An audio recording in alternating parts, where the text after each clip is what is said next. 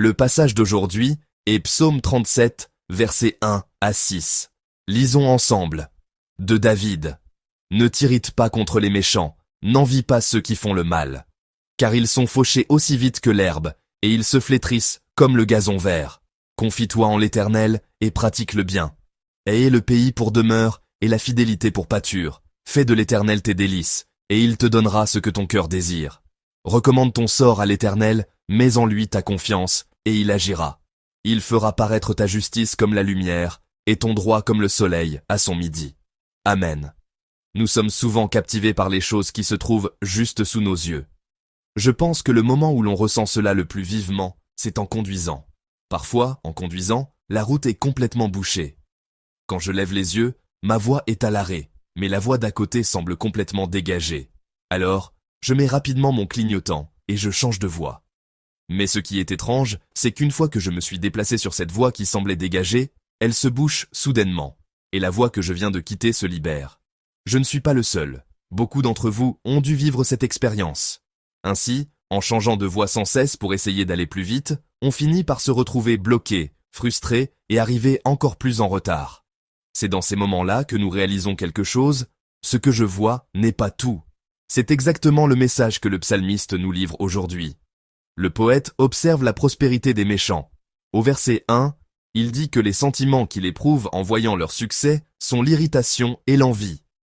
Qu'est-ce que l'irritation? C'est le rejet de sa propre vie. Se plaindre, c'est se dévaloriser en se disant « Pourquoi suis-je comme ça ?» Qu'est-ce que l'envie? C'est de considérer la vie des autres comme supérieure. Aujourd'hui, le psalmiste adresse un message à ceux qui bouillonnent intérieurement de colère et d'envie en voyant le succès des méchants. Il affirme catégoriquement « Il n'y a aucune raison de s'irriter en voyant la prospérité des méchants ». En vérité, cette affirmation « Reconnaissez la prospérité des méchants » peut être difficile à accepter. Si, à nos yeux, les méchants échouaient toujours et les justes réussissaient toujours, nos cœurs ne seraient ni blessés, ni remplis d'un sentiment d'injustice. Mais la réalité dans laquelle nous vivons n'est pas ainsi. Au contraire, les méchants prospèrent et réussissent. Alors pourquoi ceux qui vivent fidèlement, honnêtement et justement devant Dieu ont-ils une vie si difficile? La réalité de notre vie est que nous vivons souvent en subissant des pertes. En observant cela, une pensée surgit naturellement dans nos cœurs. Pourquoi devrais-je être le seul idiot à subir des pertes?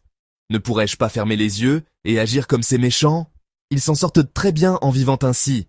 Dois-je vraiment vivre si droitement? C'est ainsi que l'on commence à se lamenter et à se plaindre. Le psaume d'aujourd'hui répond clairement à cette question.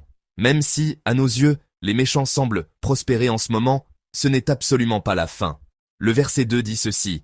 Car ils sont fauchés aussi vite que l'herbe, et ils se flétrissent comme le gazon vert. Le psalmiste déclare qu'ils disparaîtront sans laisser de traces. Ce n'est pas simplement une parole pour consoler nos émotions. La confession du psalmiste aujourd'hui est une confession de foi en Dieu, le juge juste.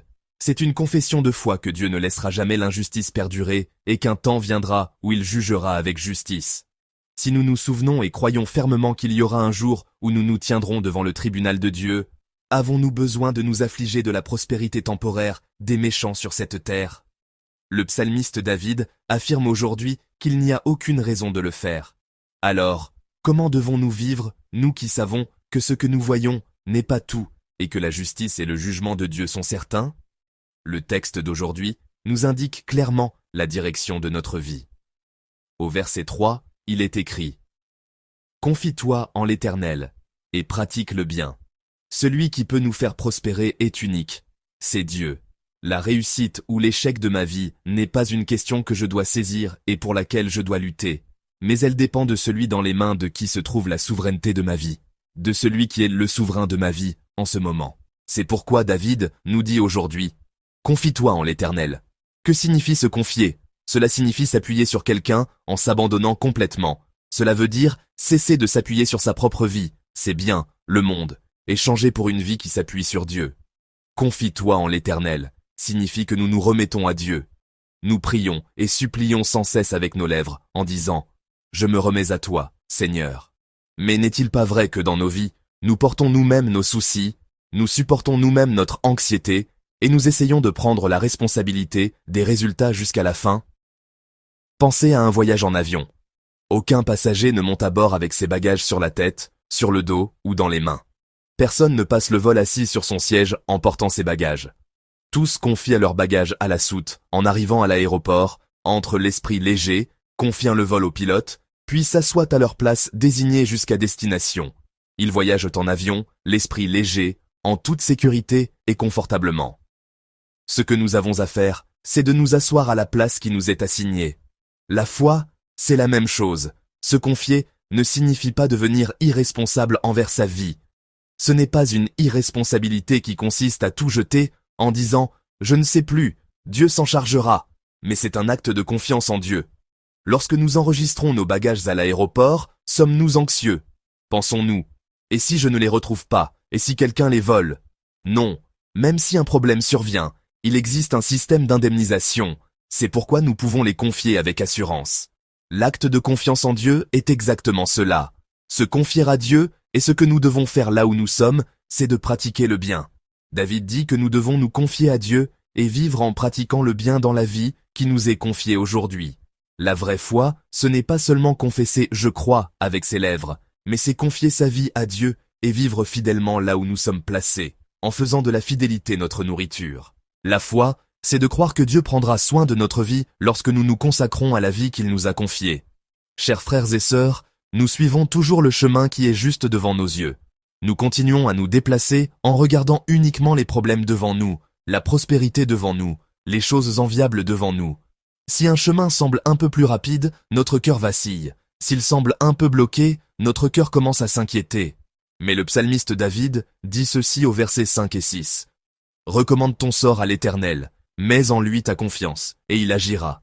Il fera paraître ta justice comme la lumière, et ton droit comme le soleil à son midi. » Amen. Nous marchons toujours en ne regardant que le chemin devant nous. Nous sommes constamment inquiets, ne sachant que faire. Mais Dieu est différent. Dieu n'est pas celui qui voit le chemin, il est celui qui fait le chemin. Même si le chemin semble lent ou sinueux, celui qui le confie à Dieu qui l'a créé peut marcher sur le chemin le plus rapide, le plus sûr et le plus parfait. Par conséquent, la foi ne consiste pas à chercher un chemin qui semble meilleur, mais à s'attacher à Dieu, celui qui fait le chemin.